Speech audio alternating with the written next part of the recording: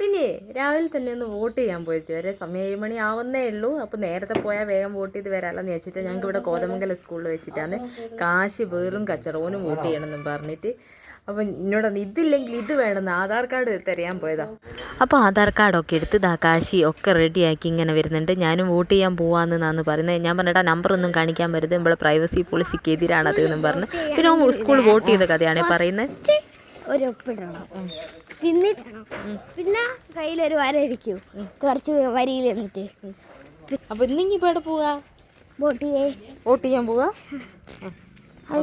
അങ്ങനല്ലേ വോട്ട് ചെയ്യാ. പൗരായിട്ടാ എനിക്ക് ഏറ്റവും കൂടുതൽ അടിപൊളിയായി തോന്നിയത് ഈ കളർഫുള്ളായിട്ടുള്ള അലങ്കാരങ്ങളാണ്. എന്ത് രസമുണ്ട് കാണാൻ എന്നറിയാം. സാധാരണ വെറും കാട് പിടിച്ച് കിടക്കുന്നത് ഇപ്പോൾ പറക്കും തളിക്കാൻ ഒരുക്കിയ മാതിരി വഴിയിനൊക്കെ അടിപൊളിയായിട്ടുണ്ട്. 3 പാർട്ടിക്കാരും മത്സരിച്ച് പിന്നെ തോരണങ്ങളൊക്കെ തൂക്കിയ പോലെ എനിക്ക് തോന്നുന്നത്. നല്ല രസമുണ്ട് കേട്ടോ. എന്തായാലും അങ്ങനെ കോതമംഗലം സ്കൂളിലെത്തി. ആൾക്കാരൊന്നും എത്തിയില്ല എന്ന് വിചാരിച്ച് പോയിട്ട് ഞങ്ങൾ അതിശയിപ്പിച്ചുകൊണ്ട് ആൾക്കാരെത്തി. ഞങ്ങൾ സ്ഥാനാർത്ഥിമാരൊക്കെ ഇവിടെ ഇങ്ങനെ നിരന്ന് നിൽക്കുന്നുണ്ട്. ഗൂഗിളിട്ടും ദാമിട്ടനൊക്കെ അധികം വരുമൊന്നുമില്ല, 5-6 ആൾക്കാർ ബൈക്കിലായിരുന്നു.